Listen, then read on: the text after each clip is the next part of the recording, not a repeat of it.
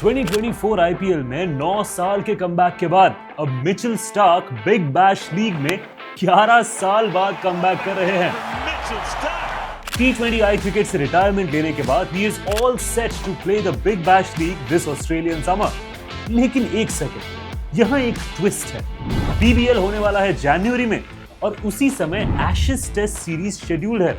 तो अब सवाल यह है कि क्या मिचेल स्टार्क अपने बीबीएल कमबैक के लिए एशेज सीरीज मिस कर देंगे? आइए जानते हैं आज के इस वीडियो में कि कैसे सच में 11 साल बाद स्टार्क बीबीएल में कमबैक कर सकते हैं और क्या वो सीरियसली अपनी टेस्ट लेगेसी को रिस्क में डालने वाले हैं। Let's find out in today's video.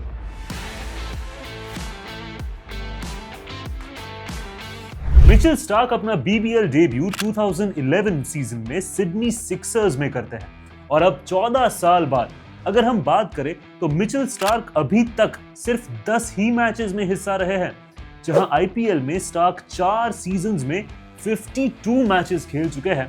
वही बीबीएल में सिर्फ 10 मैचेस ही क्यों? वेल, इसका जवाब सिंपल है। हम सब जानते हैं कि स्टार्क की प्रायोरिटी हमेशा से ही ऑस्ट्रेलिया को रिप्रेजेंट करने की रही है। 2011 में डेब्यू करने के बाद से Starc has played 100 tests, 127 ODIs and 65 T20Is।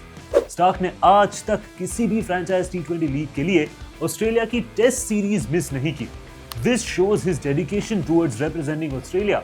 In fact इस बार भी मिचेल स्टार्क एशेज सीरीज बिल्कुल भी मिस नहीं करने वाले। आई नो आप भी मेरी तरह सोच रहे होंगे कि अगर स्टार्क एशेज सीरीज मिस नहीं करते तो वो बीबीएल में कमबैक कैसे कर पाएंगे, राइट? दरअसल बात यह है कि सिडनी सिक्सर्स की आखिरी की 3 ग्रुप स्टेज मैचेस जनवरी 11, 16 और 18 को शेड्यूल है और देखा जाए तो एशेज सीरीज जनवरी 8 को खत्म हो जाएगी। So Starc will have no commitments for Australian national cricket, जिसके चलते वो बीबीएल में खेलते हुए दिख सकते हैं। हालांकि इस कमबैक में एक और ट्विस्ट है और वो है क्या स्टार्क 5 मैच एशेज सीरीज के बाद सिर्फ 3 दिन के अंदर रिकवर हो पाएंगे? वेल, इस पर मिचेल स्टार्क का तो कहना है कि he is very excited to play the Big Bash League and if he has gotten an opportunity to play he wouldn't miss it.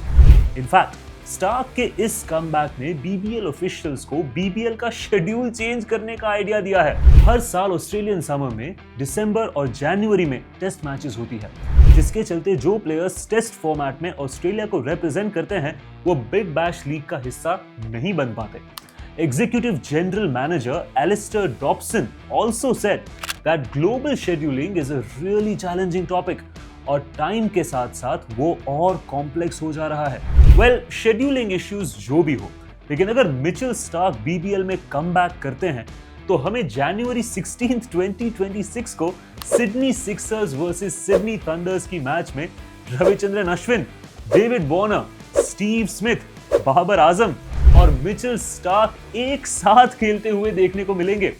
This will be an epic moment in the history of the Big Bash League. So what do you guys think?